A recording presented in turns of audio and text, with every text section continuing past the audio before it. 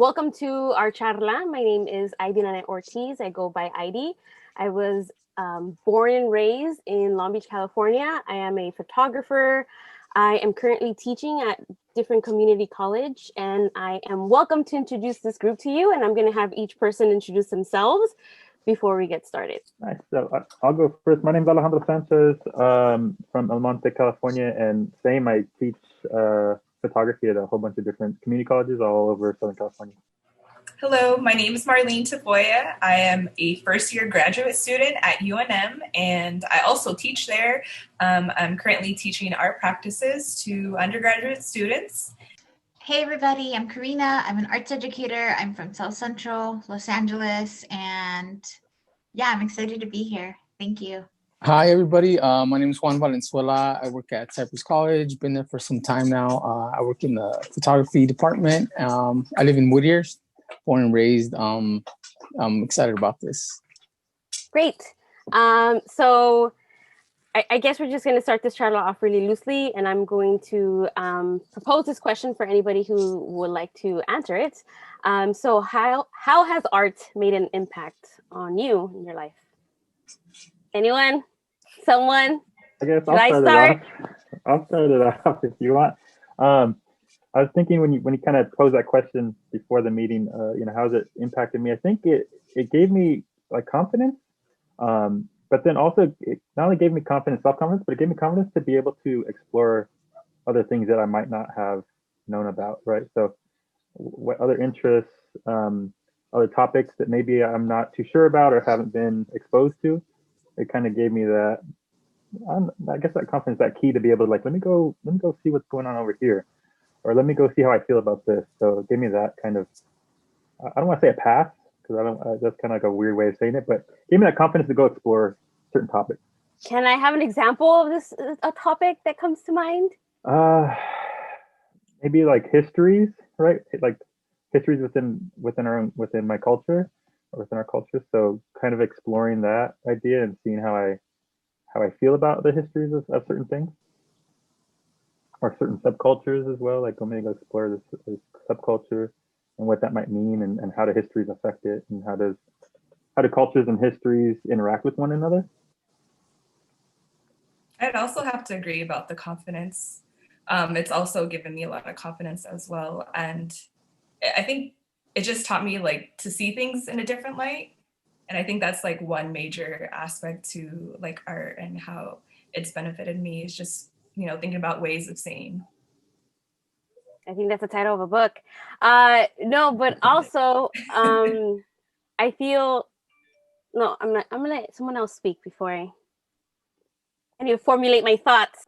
I think it took a lot from me, and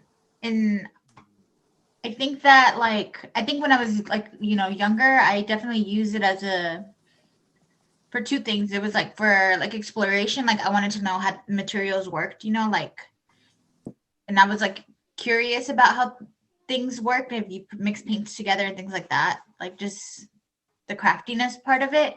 But it also maybe we'll talk about this later, but like I think when I went to art school and then like graduated, I didn't make art for a long time. I was very traumatized. And I think I realized the other day, I'm barely getting over that hump now of like, it took, like I didn't make work for like a good 2 years, because I was just like, nothing that I don't know. I felt like I needed to be a certain type of way or look a certain type of way and be like uberly conceptual. And I feel like slowly after that, like now just like kind of post all of that, like now I'm getting back to it, like, oh no, like I should kind of revisit all these ideas that I had, or kind of see where I've sort of evolved from that, if that makes sense. But like, it's like a give and take relationship for me. I actually, I'm agreeing like both sides, because I feel art for me kind of gave me a path. although Alex didn't want to use path. But I didn't necessarily know what I wanted to do with my life. So I was going to I went to community colleges because my mom made me and expected that of me. And actually my sister signed me up. So it was like a huevo, you know? But then I wasn't doing well. I was like failing. I was, you know, and it wasn't until I found photography, I found a love for it. And it was like very therapeutic for me. And I was like, this is what I want to do. And that motivated me to kind of, you know, get better grades, you know, transfer. And then, you know, here I am. If you would have asked me then, I would have said like, you're crazy. I'm not going to get my MFA. That's insane, you know? But now I'm in that bubble where it's like, I feel like so uninspired, and it could be also the times that we're in, right? COVID and how that is affecting everyone. But I did feel like I needed to take a break from it. And because of those reasons that you said, Karina, as far as feeling like it has to be something more than just like the reasons why I first got into it and I first enjoyed it. So yeah. All right. I guess that leaves me. I think I'm a little bit different than all you guys because I don't have like a formal art education. I worked for many years in different fields, in oil processing plant and an aerospace building, right? Aerospace company. And it wasn't until I physically got hurt, right? I hurt my back, so I couldn't do the work I always did, right? And I really never had education, right? I never had it, you know. Dropped out of high school, so I was always working physically, right? With my body. I got injured and I couldn't do that kind of work, so I had to go back to school. And I really fell in love with sociology first because it just was kind of like eye-opening, and it's like, this is why all these problems are happening, right? And then like Aydinaneth Ortiz just said, it was photo that actually I was very it just, I gravitated towards it. It was always very like easy for me to tell a story, you know, visually. So it more, I think it I don't know if it changed my life. I mean, it took me to a different career path, obviously, but it gave me a lot. It reinforced a lot of pride in culturally and identity of who I am and where I come from, right? Because I was able to look at all that and then see the art through it and make art about it, right? And help me understand and others understand about who I am or who we are as a people. And I think it's the best way I can say it is the way everybody knows him here, Mario Ibarra Jr. He says he doesn't believe in art education. He believes in education through art, right? He told me one time, like no matter what point in history, you can look at what art was being made and really learn about the world, right? And I feel that's how I feel about it now, right? Like it's a little time capsule. Whatever's being made now is going to completely represent what's happening now. And for a lot of people that could be an education, or that is an absolute education. That kind of makes me think about, so we all have similar, different paths. Thinking about how, what it means to be an artist, and also, do you need to go through this formal education to be an artist? You know, thoughts on that? That was like the first thing I was going to say, right? To answer just that first question, the topic of art education and going to school and to what degree and to what level came in the conversation, and how that affects us or you know, changes our perspective on things, or stops us from making artwork, or jades us, right? Or makes us grow. So yeah, this idea of education in art, or institutions in art, institutionalized education in art, right? It's how that affects our experience of being artists is huge, right? On all ends, right? Whether you went to school or didn't go to school. And you know, like what Juan said about Mario, and it's I forget how he said it, but basically it's not about art education, but education through art. I think that's the most beautiful thing, and that's as like a viewer, right? But then has artists taking that perspective as well, right? What are we doing? And I think allowing yourself to be able to have that perspective of, okay, this is what I'm doing. I'm speaking with people, right? So I don't know, just kind of going back full circle now to this idea of education and how that affects our identity as artists. I don't have an answer to it, but it's a big topic. I think like education for me, I think was very important in my life. Like I think my mom always recognize and having an education is important. Being a migrant to this country, like she knew, like that's what my children need to do. I was fortunate enough that she kind of let me go on my own path, even though she didn't understand my path. There was a lot of, I felt that part of her and even my dad was like, she's just let her. She's going to school, just let her, you know, like let's not move her because she's finally got something, right? So that kind of helped me, even though they didn't understand it. Like I would say that I wasn't exposed to going to museums when I was a child. I didn't go to art workshops. I wish I did, and I wish like more people in my community knew that they could take advantage of these things and take their children. I'm not saying no one does, right? But there is a lack of that because our own parents don't know, right? So I feel like through my education in art, you know, some kids, you know, art school is a little different, right? I feel like we're more well-rounded people because we kind of do grasp from different fields and we try to be aware of what's going on around us. Not all artists, but a lot. So I feel like for anyone in this country, I feel like education is important. I really don't like the cost of education, and that's going to be a different conversation that maybe we'll touch into later. But now I guess for me, like art and education, I feel was an important path for me to kind of be where I'm at. But I don't believe that you need to go through this formal education to be an artist. If you truly love a specific medium or something that you do, you can make great work, right? You just need to inform yourself of what other artists have done or are doing, and you can be in the conversation. I agree. Yeah, I don't think that, you know, you need a formal art education to be an artist at all, but I do believe that, you know, starting at a younger age and building like these fundamentals, like you're saying, like taking your kids to the museum or, you know, just showing kids art, I think it's highly essential and important. I hate using that word now because it's being used so much right now, essential. But yeah, I think it's something that needs to be, I think, at the forefront. For me, myself personally, I was fortunate enough, my brothers and I, we went to a performing arts education or elementary.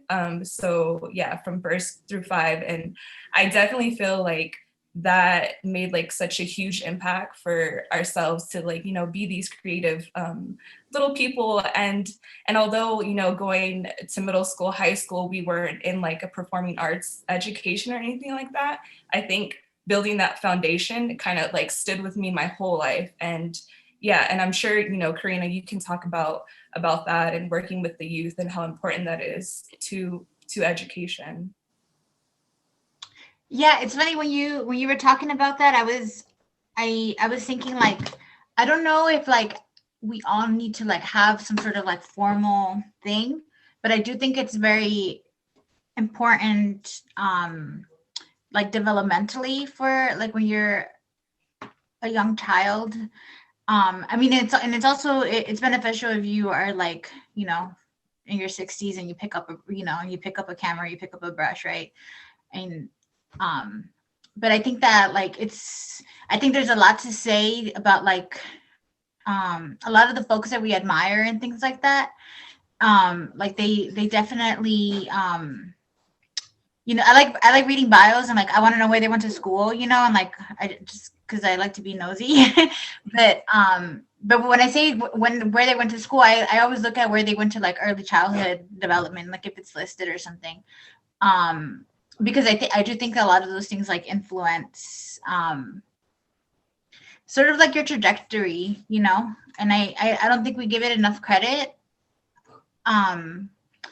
And particularly with like art education and like for young kids, like I don't know, I think it deserves more. And you know, in an ideal world, like every kid would have, you know, even if they don't want to be artists when they grow up, and that's cool, but like the I think the mentality and like that exploration and the critical thinking and all that kind of stuff, it sort of comes naturally to them in other fields, right? So it's still like important in that aspect.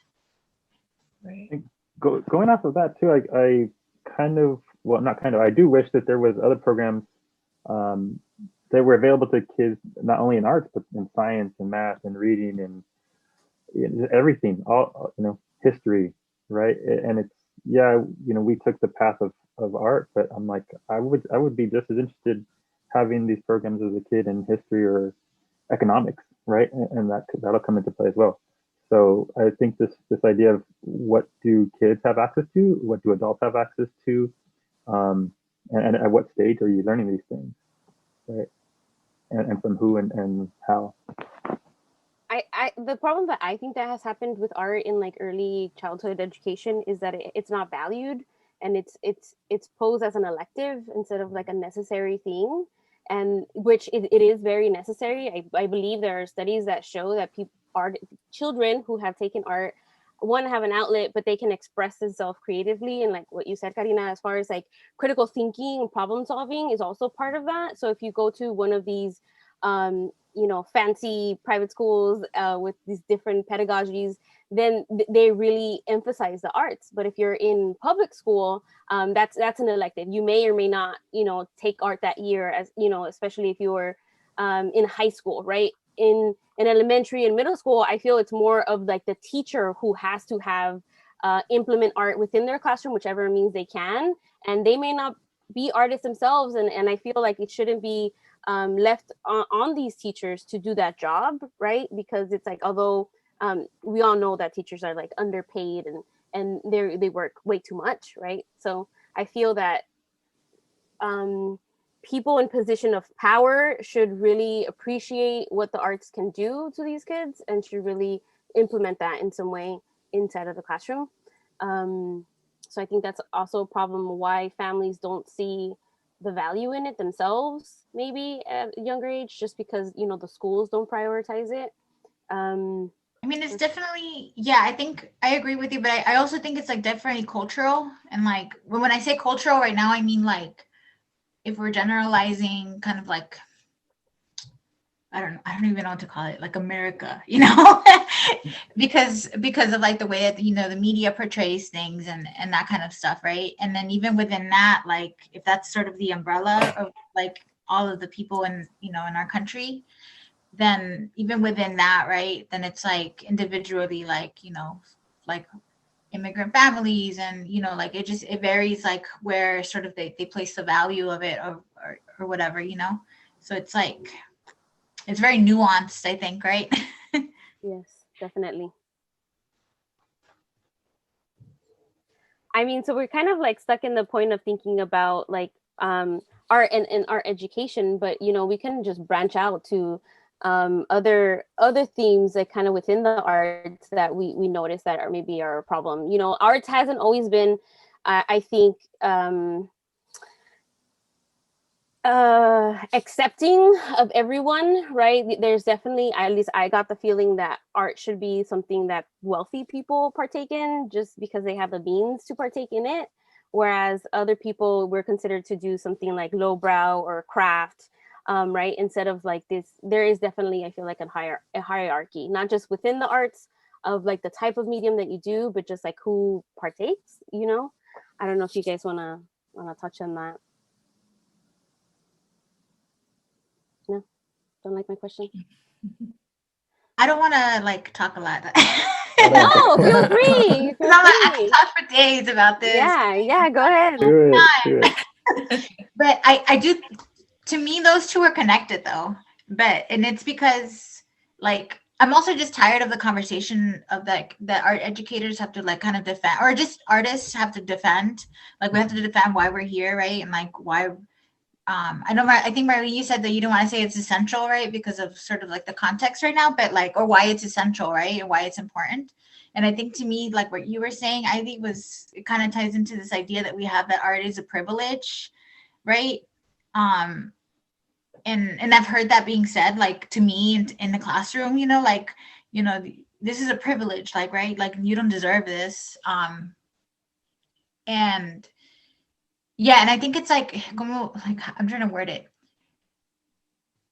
It's also kind of funny to me too, because I think that at the same time that they want to put certain people on a pedestal and like, and they want to put their art in sort of this pedestal, at the same time, they're telling us, oh no, but you can't do it. You know what I mean? Like I don't know how to word it. Like but there's like, oh yeah, but you can't learn it. You can't, whatever you do is not going to be, it's not the same, or it's not going to be as important. So it's like, they're trying to exclude you or make you put you down, and so that you Mhm. don't believe that you can do it, because they want to kind of keep it into like this, how can I say this, like only exclusive members club or whatever, Or Um, structure. They want to keep your kind of art like in a category, right, in a space, and it's different than theirs, right? It's not the same. It's like, okay, you could make it, you're part of this school, but your work is for these people, right? It's like they tell you who your audience is for, like it's only this and could only be viewed through these lenses, right? Like, and that's what your work is for. Yeah, I think you're absolutely touching into something important. Just thinking about like the artists that are getting recognition and the artists that are shown and have been shown, the artists that are on our history books, okay, or who's being left out, right? And when you do, I guess when someone does break through, they get kind of pigeonholed into the specific areas within art. I think is what Juan was kind of getting at, as far as instead of being part of like the overall conversation. But part of me felt like a resistance to like, well, you know what, fine, I don't care, like my art isn't for you, kiss my ass, but but then another part is like, well, it's not just, I don't feel like just for myself, but then I know other great artists that should be included and are not, right? And whether they're Chicano artists or not, I feel like they need to be part of this, right? And so it's like, I know that there's like a pushback to, well, why do we want to be a part of this, right? Like major institutions and things like that. Why do, and it just made me think about the drama at like the Whitney Biennial and artists dropping out, and other artists like Todd Gray who said this is this is kind of what I've been building for my entire life, and then kind of like, what is it really doing if I drop out when there's not many people who look like me who have participated, Right. Yeah. That makes me start to think about, okay, we have to keep in mind the context of 2021, and how things are changing, right, for the better in some points. I remember when I was in school in the early 2000s, like a big shift was people having alternative spaces. Like that was the big thing. People having shows in their garage. There was Class C gallery, which was like the van, where they would go pull up, and you'd have this alternative spaces. People would have it in empty lots, and that was a big thing. And that was, I think, people from going college age, whether it's undergrad or grad school, wanting to forget the standard route of you have to go through museums and galleries and go to curators. Like, no, we're gonna voice ourselves. We're gonna make a space for our voice. And I think now it's like shifted even more because of the internet. It's like social media gives people platforms, where even in early 2000s that really wasn't happening in the same way that it is now. So there is like this shift, which is great. And I kind of want to see how this conversation sounds in 5 or 10 years, right? If we go even past that, hopefully, right? Maybe not, I don't know. But just trying to throw it out there too. Like this, we're in a constant shift, but I feel like right now it's going faster of a shift than we've ever seen before. I guess I do have with that. Do you think that maybe too many people are having a platform that aren't necessarily doing great shit? Yes, and how do I say? I think that's fine, right? Like it'll weed itself out. That's my opinion on this. I don't know. I just kind of post that because I think it's funny how I say that I believe that anyone can be an artist, but I feel like there's like work involved in that and taking that role, right? And then there's other people who just claim the role of artist without really, I guess, putting in the work, I can say, and then somehow kind of picking up steam just because they're doing something that's kind of really trendy and catchy. And then I think like, well, here is this person who actually has owned their skill, right? They really know their medium, and then they're not getting recognized. And I just kind of feel like that kind of, I don't know, I have like this beef with the internet as far as like, why are we selecting a few that yeah, it's good mostly, some of it, but it starts to get a little bit repetitive, or just kind of like I don't know, they're just taking even maybe from their own culture and things that they haven't experienced. I think we have mentioned this before, about like appropriating our own culture, and kind of, I would be interested in someone's thoughts on that. But I feel like, I think it's a good and a bad that we can now publish things for ourselves and put ourselves out there, right? I don't know. Those are just my thoughts. I don't know if you guys have anything to add or say, or have any questions. Yeah, I think sorry, yeah, go for it. I was just gonna say, in addition to like the appropriation, I think we also have to like think about like the commodification like of our identities and of our artwork and our ideas and our thoughts, like, you know, just all these things that are being like commodified, and that also like play a role when we're like looking at our phone and we're seeing like these artists who we're talking about. But yeah, I think the important thing is like the commodification and how that plays a role in like also the education system. I don't know, we can go from education to the prison system. So yeah, I've kind of been thinking about that, about like our identities being commodified. We don't have to name any names, you know who we talk about, but yeah, that's definitely plays a big role in that. And I think it also adds to why other people outside of, I guess, our culture or identity then feel like, well, this is what this group does. Like, this is the type of work that they do. This is the images that they work with. This is, I don't know. Right. Yeah, like I feel like there's this definite expectation for Black and brown folks to make work about their identity. It's like sometimes people don't want to, and that's okay, you know? I think what you're bringing up, Heidi, about the like people getting maybe more plays than what they deserve, or what their work should actually get, like on Instagram or on social media. It just makes me think of, that's the world. We could talk any topic, forget art, right? That's anything. I was emailing a student yesterday that was basically, we having this conversation for the past month, where they want to pursue their art, but they're not too sure, and they're kind of self-doubting of, is this worth it? And I started to write an email to them and saying, if you don't make it to, their whole thing was, I want to make it to the top, and if I don't make it there, then what's the point? And I started to write this email to them. I edited it out afterwards, but saying, this is like the same thing as saying like, oh, you want to be president, and you make the steps, you go on city council, and then you run for mayor, you run for a school board, and you kind of do these things to get you into that position.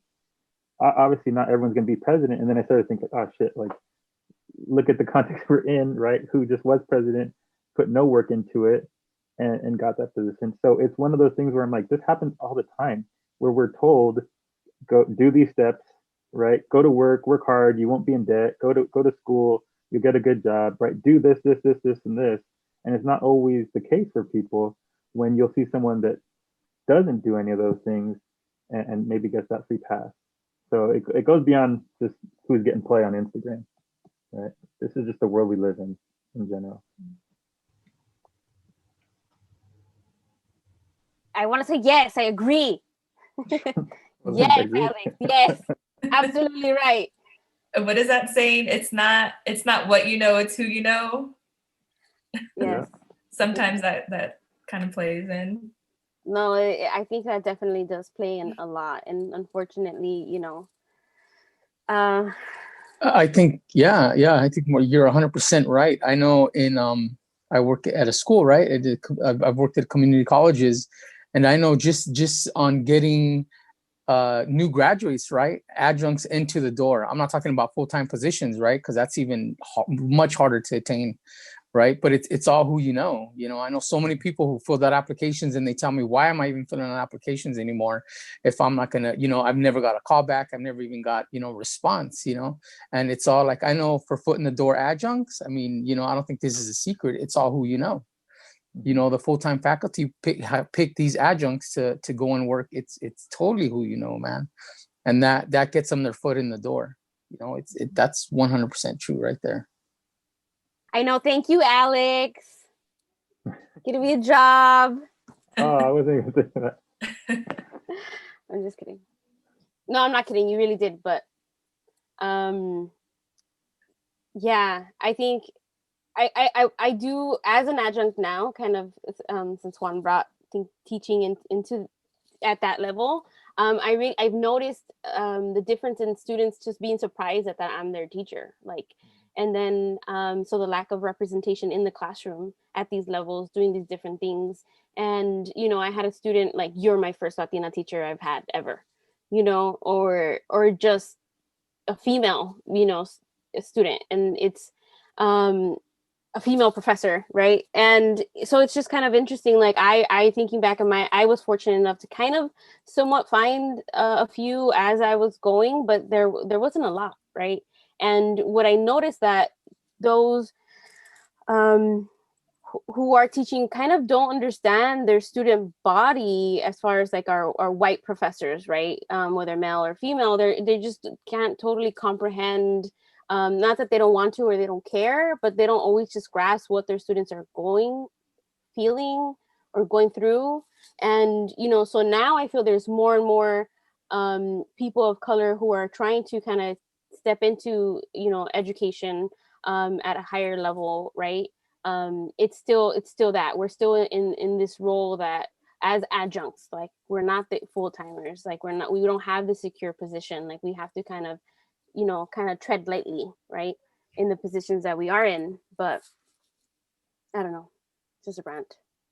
Mm-hmm. What do you guys feel? What do you guys think? Marlene, what do you think as a grad student?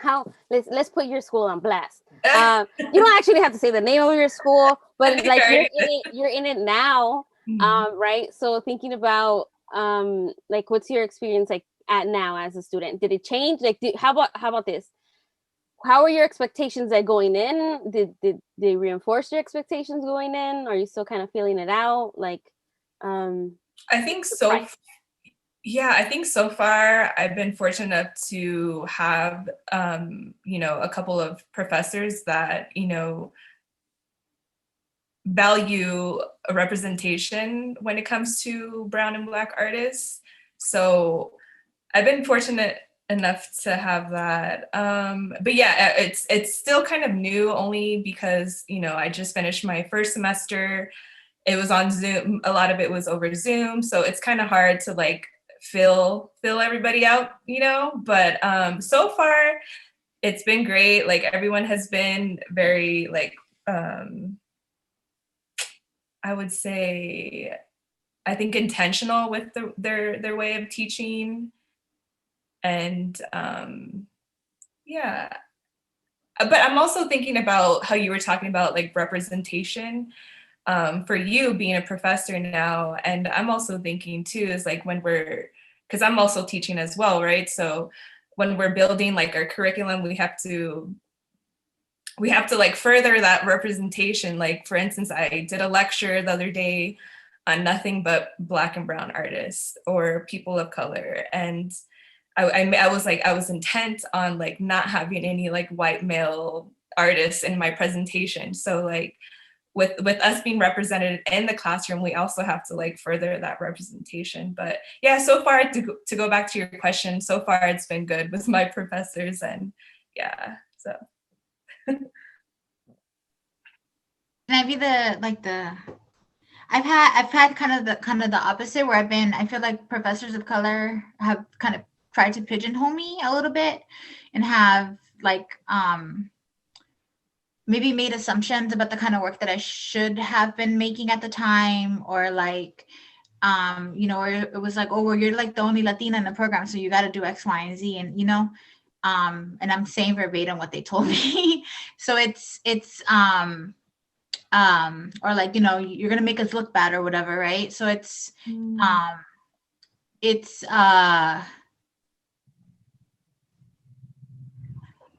I kind of lost my train of thought, but I guess for me, it's been sort of like, the opposite, right? Where we're kind of also maybe doing harm because we're kind of, and I think this can happen with everybody too. I'm not, like maybe we like assume that we just because we are like also like, you know, or identify as like Latinx or whatever, that we kind of assume like what all kids in this sort of demographic kind of go through, but it's like, nah, we don't, you know? So I think we can also fall into that trap almost, and kind of perpetuate a lot of the things that like white folks or like white professors like tend to do to us, right? Like where it's, you know, they're assuming, you know, whatever about us. So it's kind of that's something that I think about. It's like a kind of like a more uncomfortable conversation, I think. I think Marlene kind of said it. Well, she briefly mentioned about like having the liberty of doing like not identity politics, or, you know, that type of art that doesn't necessarily involve your identity, right? And just being like, maybe you want to be an abstract artist, and, you know, that's what it is, and that's okay. Like, I think that kind of falls into, but it's interesting what you're saying, Karina, as far as like that you would think that it would be that your professors of color wouldn't be the ones who kind of push you towards that, right? That would allow you and accept you to make whatever type of work that you feel like making. That's interesting. Yeah. I did have actually, you know, and now that I think about it, I did have one like experience from a person of color last semester who told me that I need to check my privilege in my review. And it's like, my work is about like checking other people's privileges, and I was just like really thrown off about that. So yeah, I did experience something like that, where it's kind of weird to hear. I had bigger beef, I guess, getting along with my peers versus my professors. I noticed that I got along with my professors. It was more of my peers, and not necessarily, you know, from all walks of life. When I was in school, and I think we are at a time right now. What you're saying, Marlene, makes me think about kind of the moment that we're in social media, and everybody being called out, and everybody kind of being super hypersensitive to. And I like, don't get me wrong, like I recognize I've been very fortunate and privileged to be able to go to the schools that I went to, you know, to get the education that I received. Like I realize that, but I feel like not every moment has to be about like combative in that way. And, you know, I don't know. Thoughts?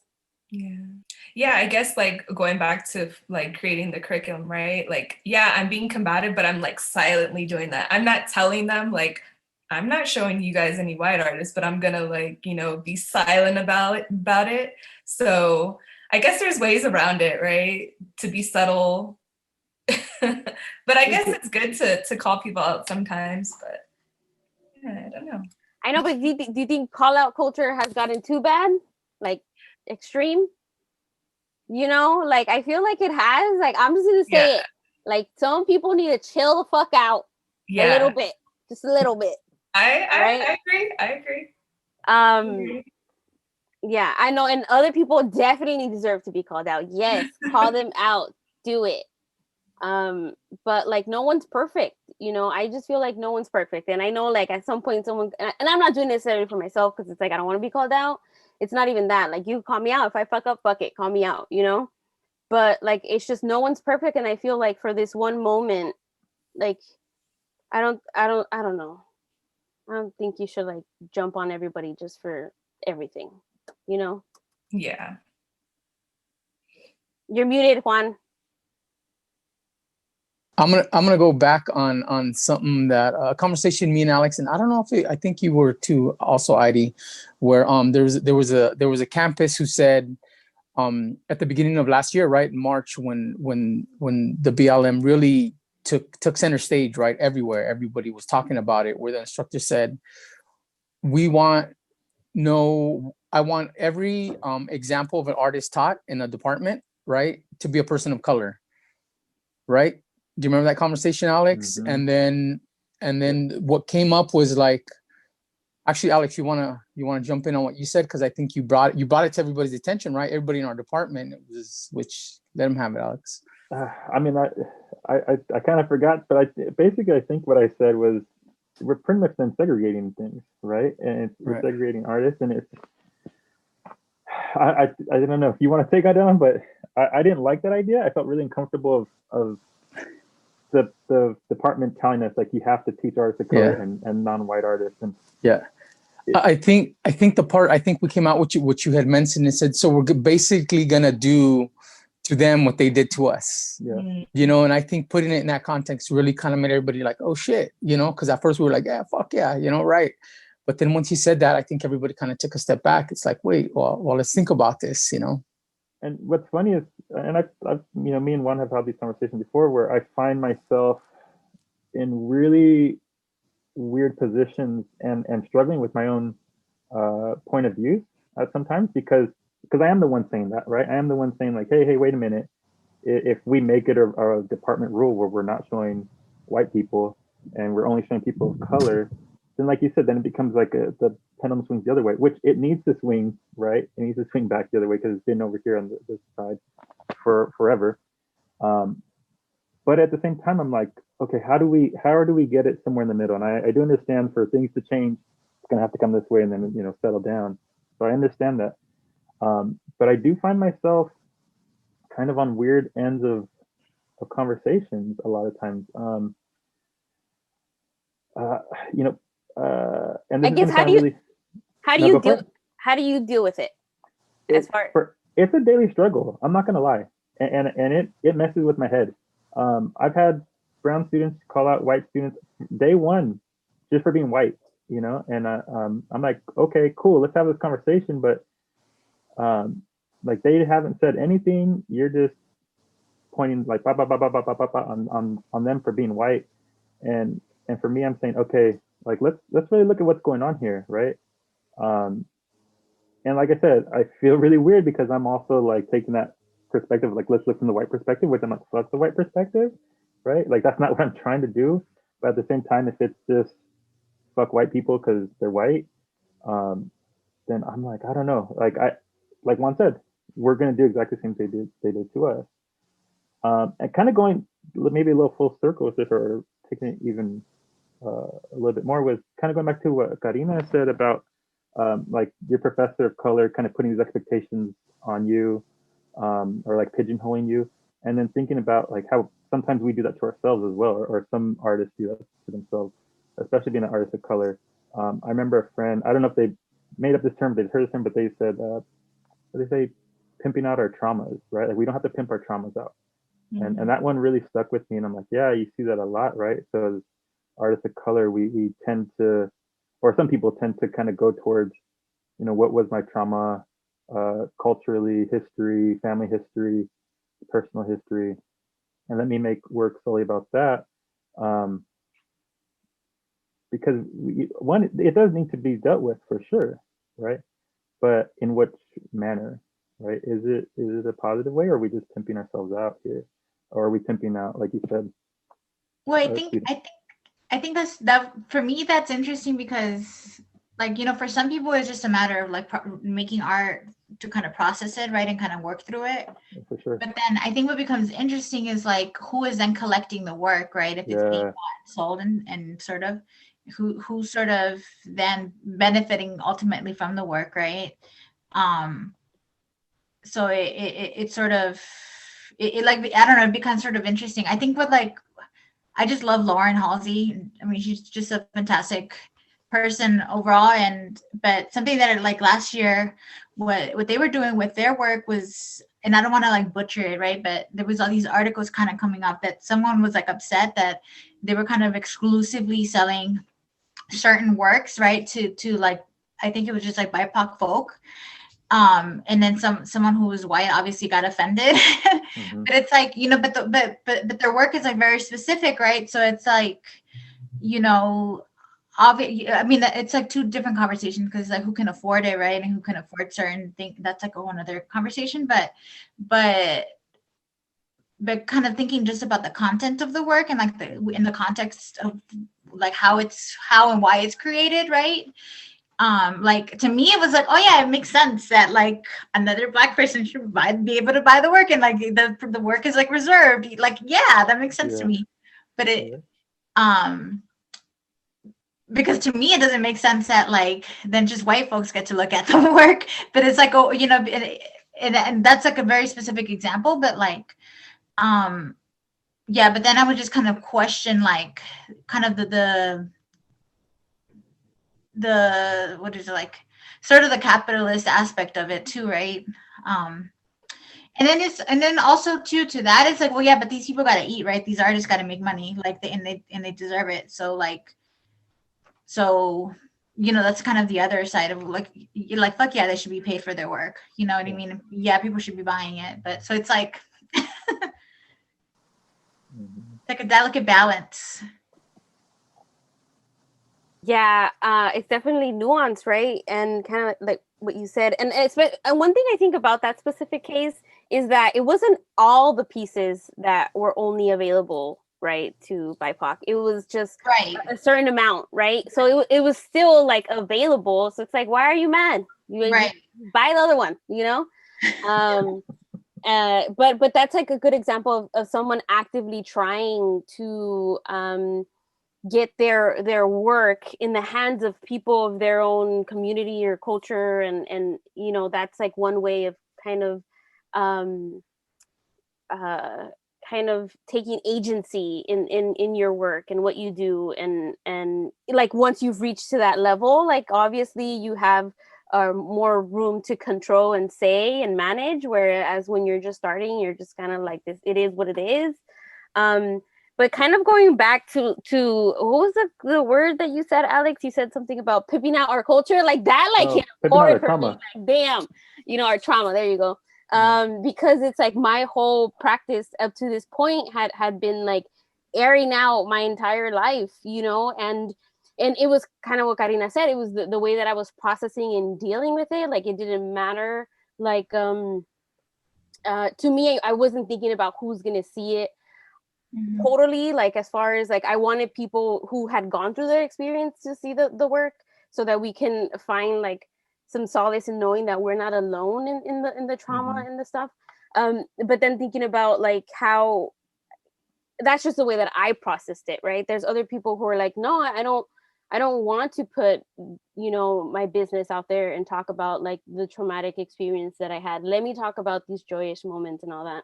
So I wish you would have told me that word before, because it's like, damn, that totally like stabs me in the heart. No, I think Karina like said it right. There's pimping out your trauma, but then there's also dealing with your trauma, or you know what I mean? So just because you're dealing with trauma doesn't mean you're pimping it out. Yeah. It's how is it being done? How is it being shown? Where is it going? You know, like all these. Yeah. What's your approach on it? So, and I think that's the thing, right? And every artist is going to take this. They have to answer this question for themselves. Like, how are you approaching it? And forget even pimping out the trauma. Like, how are you approaching all your subject matter, right? Like, in which light, which direction? We're responsible as artists. So, I think Juan kind of says it really well. He said it a few times before about like, I think when you deal with something, can you say it, Juan? What do you say? You deal with what you know, and no one can argue about it. When you make work, I always tell students, make work about your truth, right? Like your truth, and then it's really like it's your truth. So it's not wrong. It's not, you know, for another reason, you know. And I just feel it. I say it more from a place so it could be genuine, right? And so they could find their voice and to give validation to, like, you know, what you've experienced, what you've seen, whatever it be, whether it be different than mine. Like, that's your truth, you know. Nobody can argue about this being wrong. You can't put it up on a wall, and maybe, you know, they can go at it aesthetically or you know, how you went about it, you know, but it's yours, as opposed to, you know, telling somebody else's story, which also needs to happen, right? Especially when those stories haven't been told. Yeah, I think what happens with students, you're still and no, I could say I was guilty of it maybe at some point, of like seeing something and wanted to mimic that. Like, I want that exact thing, you know, image. I want to do that. And then they kind of go and seek to take that same photo everybody and their mama takes, you know? And but I think with that statement that you tell students, Juan, it's very like true, because it's like authentic to themselves, you know, and it doesn't have to necessarily be about trauma. Again, it could just be about anything, which is, I think it's like a really good like takeaway, you know, to a way of approaching art. We're ready. Okay, I guess we're picking up.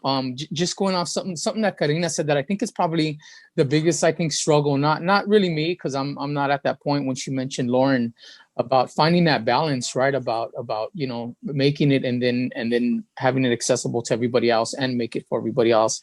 I think that's the hardest thing to do is to find that and hit that balance, right? Not only who we make the work for, but like, I would show work almost anywhere anybody asked me, and we had a conversation with one of our friends, Rosalie, who one time we had this long conversation about like, do I even want to show my work at this, so-and-so space, and it's something that I think we struggle with. Well, I know I do.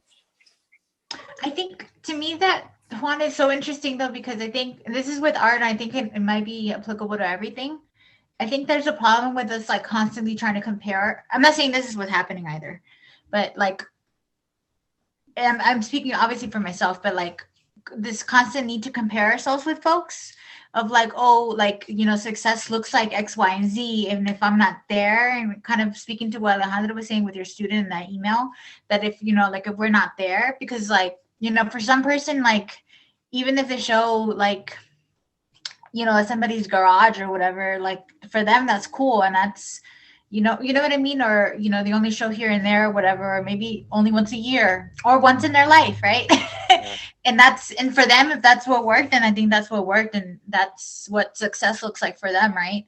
And I think that, I think there needs to be more, I think we need to acknowledge that more and just be like, whatever, like, how do I word this? Like, whatever we're comfortable with, right? Or whatever, I don't know, like it's not, I'm not saying this too, because like, not everyone's going to make it to whatever we're putting as like, number one is or whatever, like obviously not everyone can make it that way. Right. We do need, we need people at like the very, I don't know how like I'm looking at it, but like if it's tiers, like we need people at various tiers of it or whatever, or if it's a spectrum, we need folks at various ends of the spectrum, right? Yeah. So I don't know if it's like, I think that to me that ideology is like very, and I'm kind of going on a rant, but like that ideology is like very embedded within like capitalism and like and this sort of like, this like American dream, right? And like and those kinds of things that like that we kind of get sucked into, and like this like grind culture and all that kind of stuff, right? That we sort of like feed into, and it's not personally, like for me it's not healthy, and I'm still kind of working through that, right? And it's like and like and I'm saying so, I guess it's like rethinking or reevaluating what it is to be successful. How do we define success, right? And I think that's kind of what you're getting at, as far as like, this is what we're told you have to do to achieve success or to be successful, or this is the person you have in this pedestal of like, that's what I want to reach, and then sometimes you have to, I guess, rethink your expectations. Or I think it's just also like evaluating, like, is this satisfying me now and where I'm at currently at this moment, versus like struggling with the fact that you haven't reached the point where you were supposed to reach when you were 30 or whatever, and that can be with anything, and that can change too, right? Because in 5 years I can change my, you know what I mean? Like, or like I'm gonna be like, okay, I want to show like with certain kind of people, I feel like I feel like and it can change, and I think that's okay personally. I think because I think that we're, I think it's just like part of being a person, right? And like growing and kind of learning and unlearning and that kind of stuff.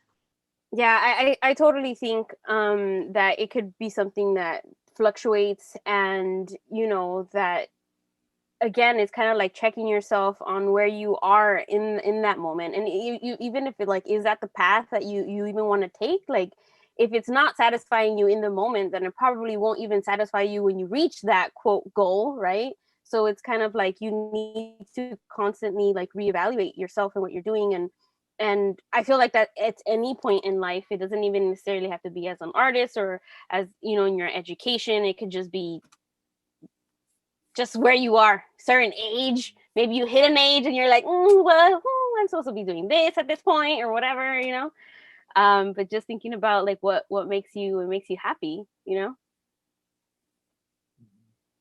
And I think that kind of all ties into maybe what Juan was saying earlier about like, you know, people taking shows that whether you feel like you have to take them or are you able to pick and choose?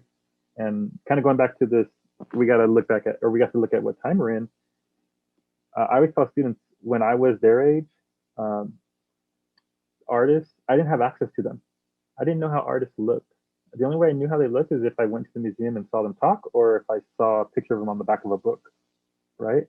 Now, all of our contemporary artists, we know how they look because we follow them on Instagram. We can DM them, right? We have access to them. So it's definitely, there was that barrier, that wall. You know, when Juan was saying about picking and choosing or right, that decision making, I think of Laura Aguilar, where, you know, like she didn't really get that play that she should have until the end, right? And after she passed away, and I think that's within a lot of artists of color. It's like, okay, we kind of have to take these opportunities because we're not necessarily granted them, right? We have to run with whatever we can get. But I don't know. I think kind of going back to what Karina was saying too is like having people at different, like you said, spectrums or different tiers. That's exactly what I was talking to my student about. Having these different, basically, like we said, being present in the moment, affecting who you can, who's around you, right?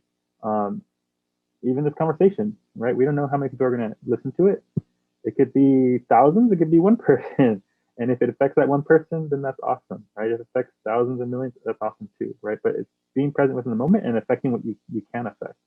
And if you're able to make it to those higher levels, then that's awesome. But if not, that doesn't mean you don't put in the work, right? And that's basically what I was trying to get at with my student asking that question. And I guess there's with that, there's that growth within everyone, right? So you don't start off being the best, right? Like you have to kind of go through this or go through like growing pains, right? To improve and be as good at whatever you want to be good at, you know? I almost feel like right now we're talking to our students, like, okay. Yeah,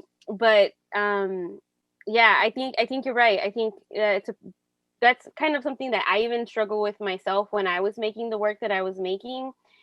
Because it was so personal, and then it kind of felt like, why am I doing this? Like there's some point you start to question yourself and what you're doing. Is it like, you know, you somewhat want validation, but you also feel like there's an internal struggle for myself, like, is it even worth it? Like why, you know?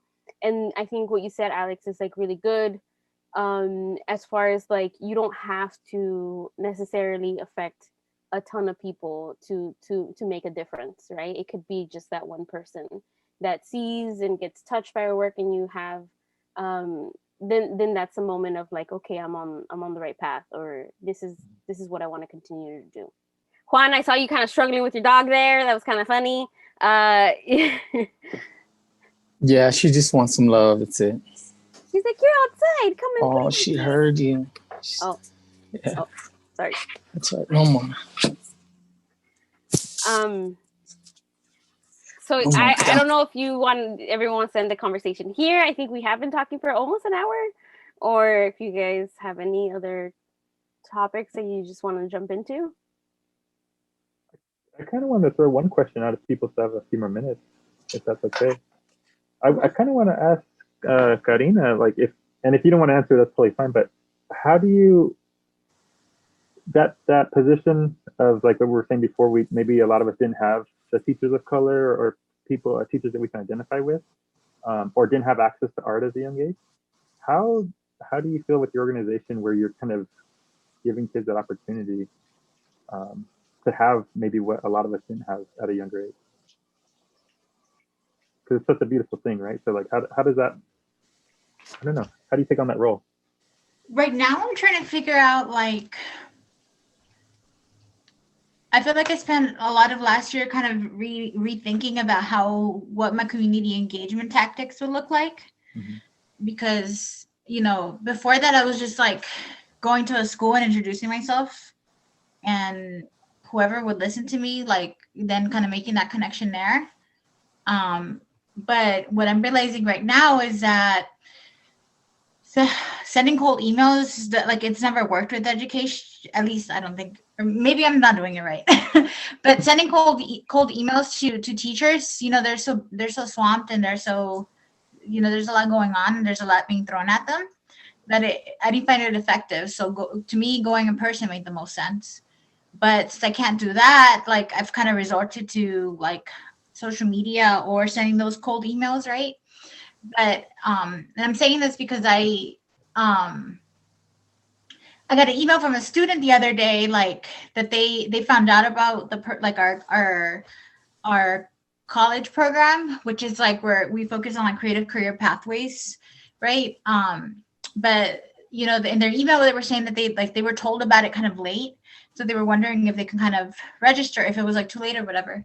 So you know, we registered them, and you know, not like this past Tuesday when we had our class, like they attended and stuff. But I was kind of emailing back and forth with them, trying to figure out, like, because I was very curious about I was curious to try to understand like why the deadline kind of was like overlooked, right? And how that was missed. And then it was just like, it just seemed like the teacher, even though I like told them weeks ago, like they barely did it this week. And then, you know, there's probably a lot of reasons why, right?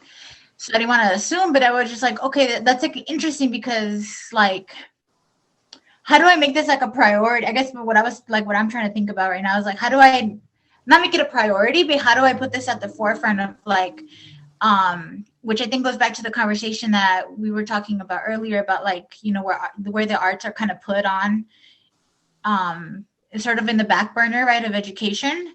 So it's like, you know, if people are throwing these art education programs at you and saying, hey, like, we want kids, you have kids, and, you know, your kids want something to do, like, you know, to me, it makes sense. Like, it's a no-brainer. It's like, okay, yeah, let's connect. Like, you know, let's figure something out. How do we kind of promote this like even further?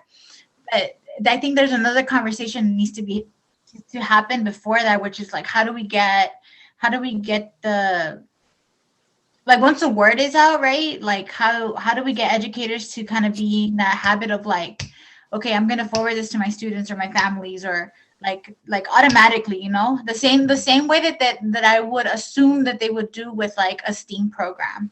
Mm-hmm. You know, they will come across. I don't know if that's like making sense. So it's like, yeah, to me, that's something that I've been like thinking about, because I think it needs to be reshifted. I don't know what it looks like, but I think it needs to be reshifted now that like everything's online. And like, I don't want to be like pessimistic, but I think it's going to be online for a while. Yeah.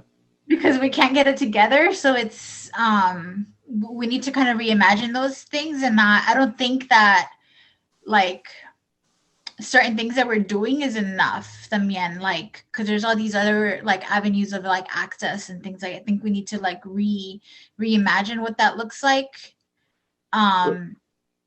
What's funny is that like in the way you're saying it is like putting it on the teachers, right? And then I'm thinking like, okay, how does that change? I'm like, what's a systematic change, right? It shouldn't just be put placed on the teachers. It should be, as a society, we take these art programs as value. So it would be like a tear down, right? Society values it, the family values it, the culture values it, the school as a whole, the principals, everyone. So it shouldn't just be placed on that one person. But I completely agree with you on that, right? Like, how do we make that value shift? Yeah, and I think something that's important with like thinking about like the series of charlas and stuff too, like that, like it's, you know, it's going to be very different, right? Like this conversation is going to be like, it's going to look very different if it happens in 5 years, right? Or 10 years, but also like I think like strategies of like how we're organizing and all that kind of stuff, and like how we're implementing like community engagement practices, like it has to change. And it's going to look very different in each community, I think, too. Because even within like most of us are, with the exception of Marlene at the moment, like most of us are sort of like in the LA County area, right? But like, I think a mistake that we're doing is like, and if you disagree with me, tell me. But I think the mistake that we're doing is that we tend to generalize things and like, and kind of group people in certain things, and then that's the only, we kind of do like cookie cutter approaches to it almost, and it's like it's it doesn't work. So it's like, why do we keep doing it? And I know that's very specific. Like what I'm thinking is like very specific to the kind of the arts education field, but like I think it can kind of be applicable for a lot of things in the education sector and sort of in the arts too, right? So it's like, I don't know. I feel like we gotta the cookie cutter thing is not working, so it's not. We gotta figure that out. What's funny is we had this conversation a few weeks ago where you said like, oh, my demographic of my students are changing, so I have to change kind of the way I approach things. And I remember you saying that, and I was thinking about it, and then I was talking to my other friend who was helping in another state, but they're helping a person start their arts organization. And they kind of said the opposite. They said, once we get this one program, then we have like the system down. And I was like, oh man, like how do we deal with these two different kind of ways of thinking? And I think you're completely right in the sense that we have to look at the communities of who we're teaching, but then without having to reinvent the wheel every time, and without having to put that that pressure on maybe that one person, right, the teacher, or that one person that's the organizer. Because how are you going to be able to do that where it's like every situation is like I got to redo it, rebuild? Yeah. Then you just get drained, right? And I think that's what. Yeah, I think too that like to me that speaks to like also how organizations and even artists too, like we should be communicating with each other more and like not seeing each other as like competitors in that way, where it's like I think there's like a healthy kind of competition, right?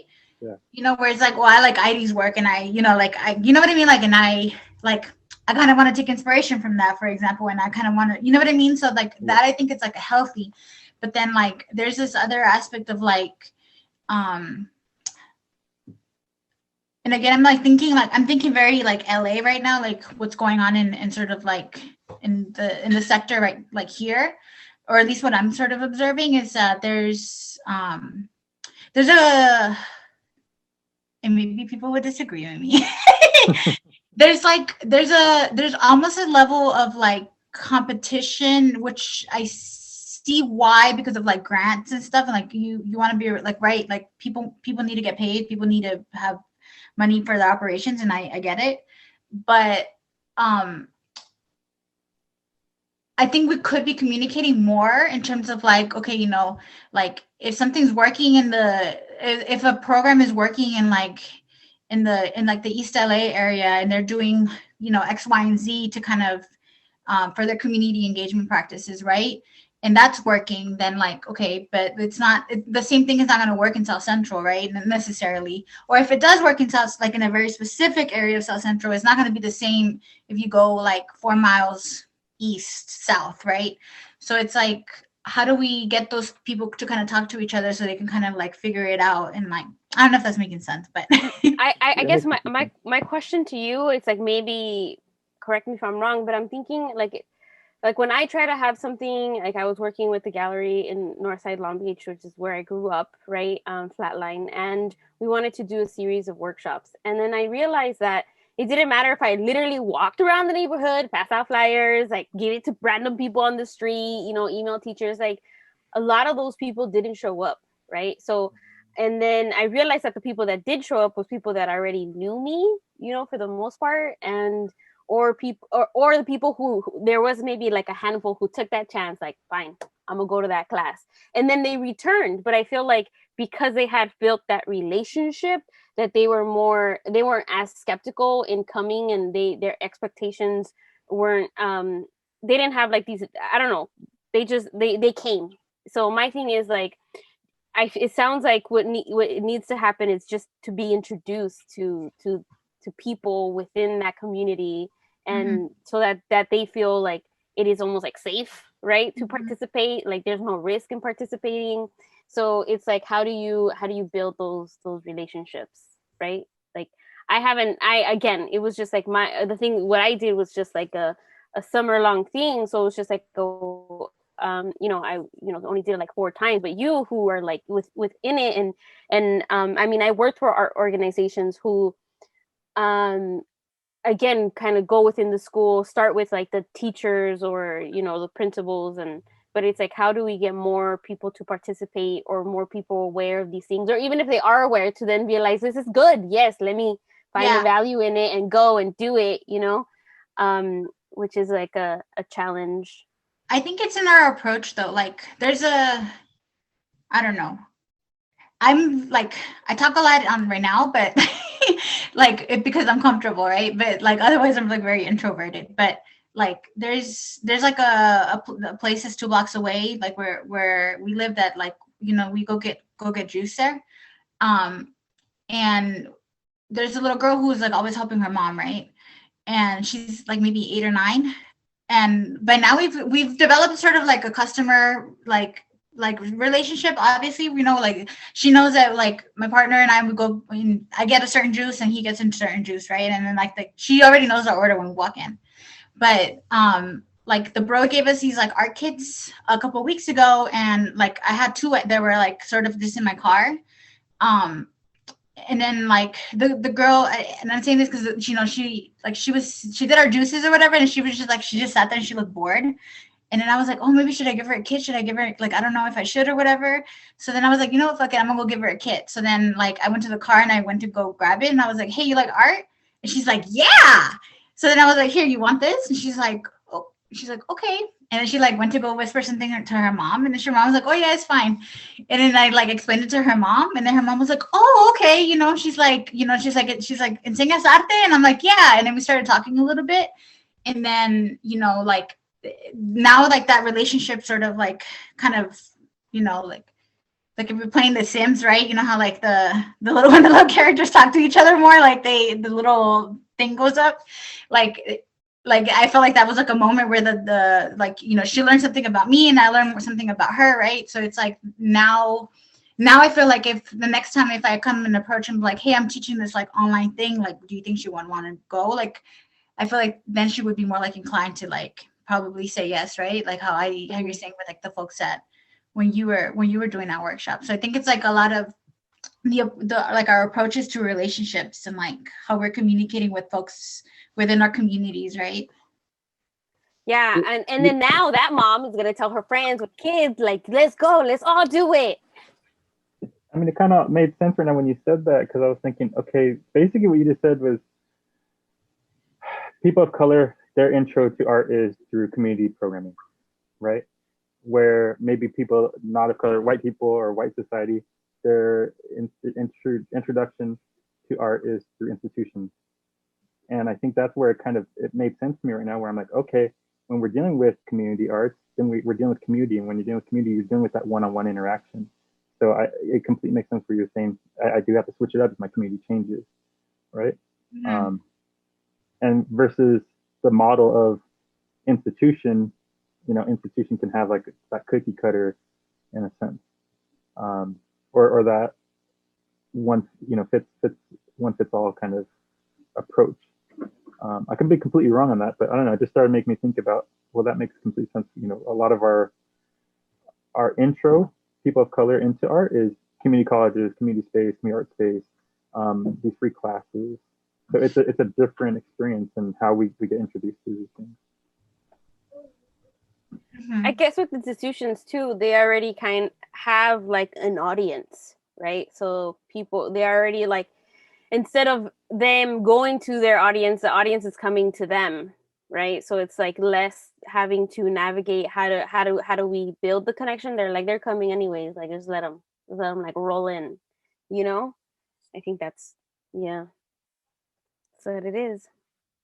I mean, Marlene, did you ever do any workshops or anything like that as a kid? Were you aware of anything? Workshops? No, I wasn't. I was really surprised to know about Slanguage. Like after I graduated college, I had been living there my whole life in Wilmington and never knew about Slanguage. So that was one, I guess, unfortunate thing that happened in my case. But yeah, other than that, no, I didn't attend any workshops. But yeah, like I said, I was lucky enough to go to an elementary school that was. And do you think that was by luck, kind of? That you just got lucky enough, or your mom like sought out to like, I want my kids in this school? Yeah, it's really strange because I think I don't know how they figured it out, but only like a certain amount of people who didn't live in PV, I guess like maybe like 2 from Wilmington, or I don't know how they would select the inner city kids to go to the school. But for whatever reason, my family and we were able to go. Yeah. But I also, I'm thinking about the art workshops that you guys are talking about. I also too was working for a program called Pack Arts. And so what their program was about, I would teach 2 art classes a week at like a low income building.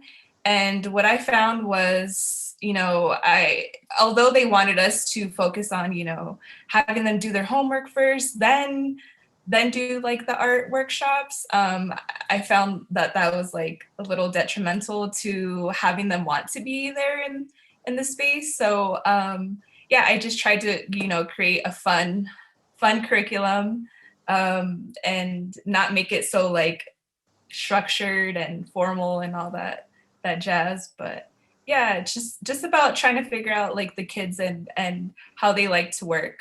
So that's something that I've learned. It's something that Karina was talking about, and right now when Marlene mentions language, I think Alex mentioned about like not reinventing the wheel all the time. I think there's I'm not in it. Maybe Karina could probably talk more about it, but like how do you connect all those places that have been there successful over years, right? The self-help, right? The language people, like that information that they have for those spaces that have been, so long running, like it's gold, right? It's a gold mine for people, starting a new nonprofit or a new organization. It's like, is there like I don't know, Karina mentioned, like, is it competition, or like what's the disconnect? Is it just like a lack of people getting of actually physically doing it, or? Yeah, I think about this all the time, y'all. I don't know, like, I think last year there was like, our organization's been running for now 3 years, and like we just got nonprofit status like 2 weeks ago, right? But something that like I kind of made it a mission to, just even before I started the organization, was just like, as a teacher, like tell people about self-help, tell people about LACMA, tell people about anything, right? Like, and not just like contemporary art institutions either, but just like, like if a kid's into comic books and I know where all the good comic book stores are at, like I'm gonna tell them about it, right? Or if I don't know, I'm gonna like kind of reach out to people that might know, right? Like, so I think for me, like, at least personally, just even now it's about connecting, right? So like, even with like our students, like we've had Anna from Ryman Arts kind of come talk to them. Like we tell them about the CAP program, right?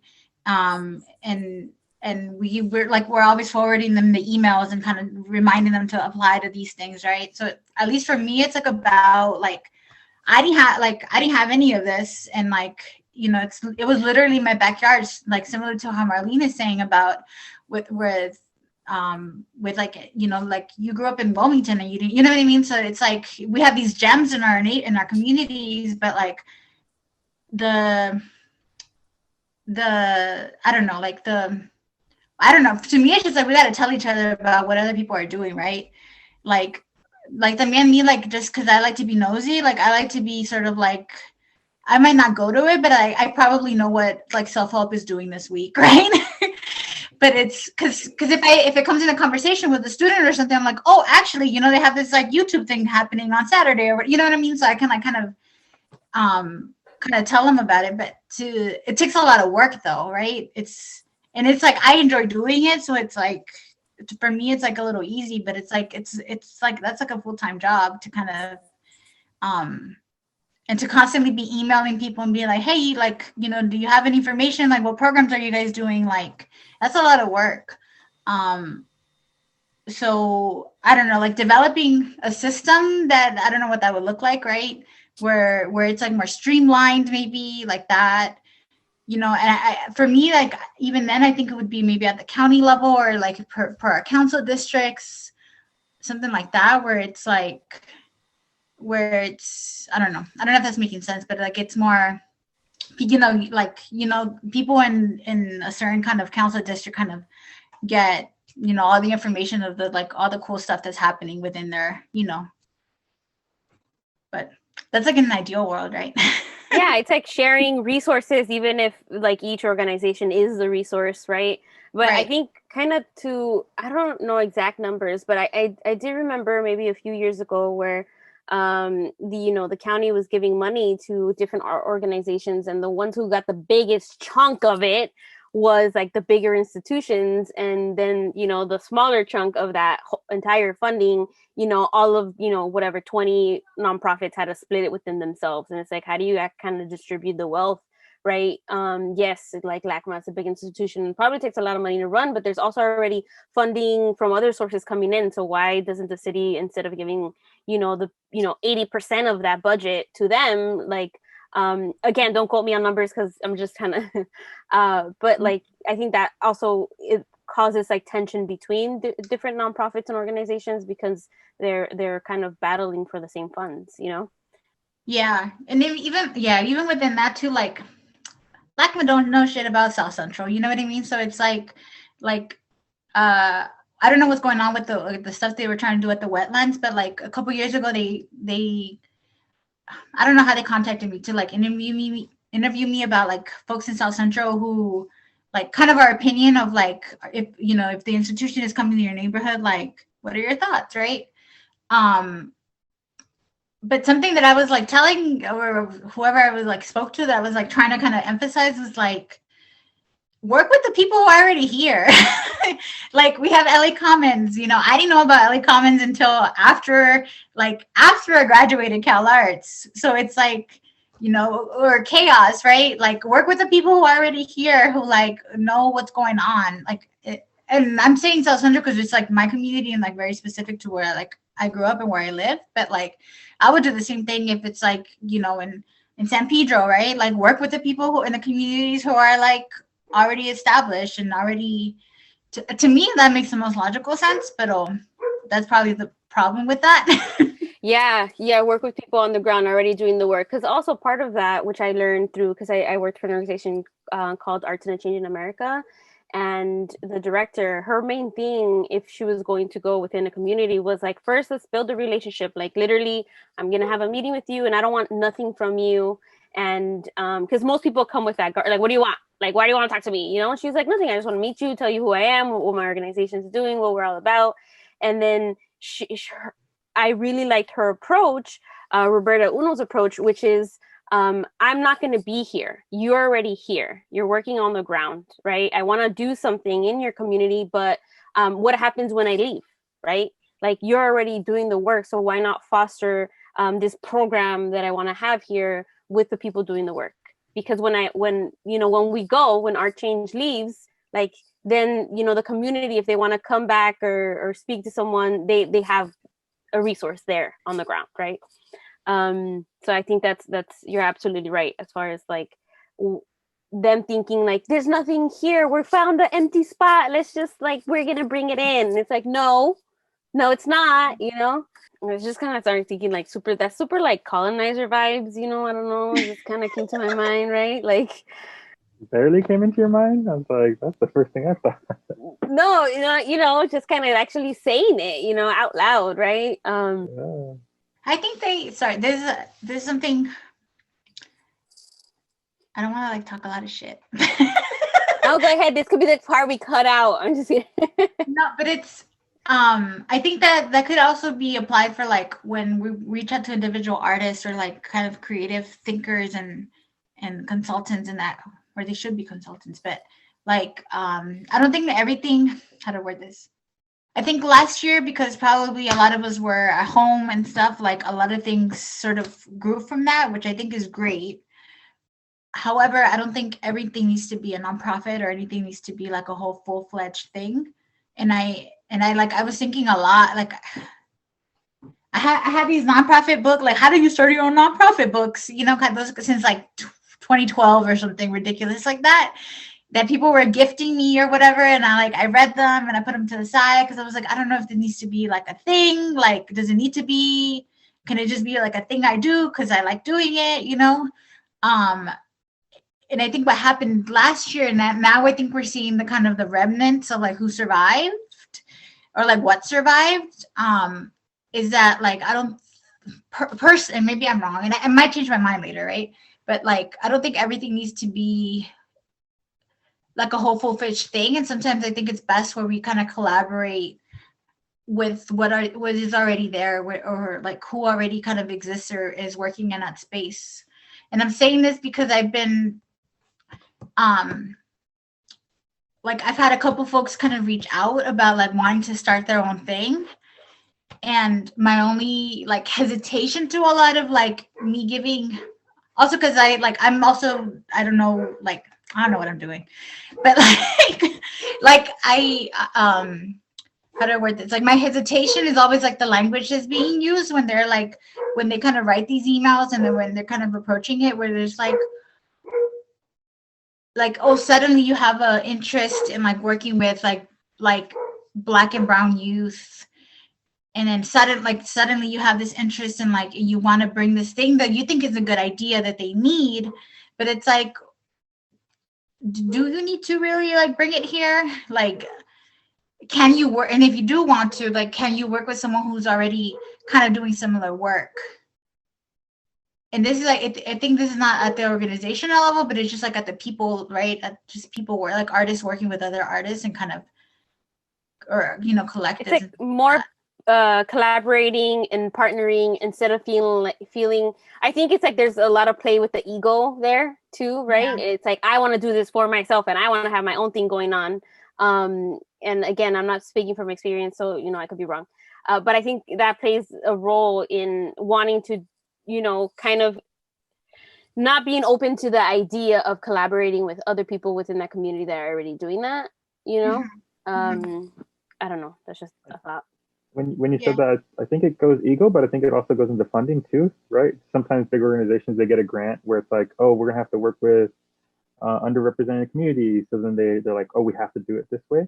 So it kind of goes back to that model, right? Institutional model, society model of who gets money, where money's put, who's put in power, right? What's considered important, what's not important.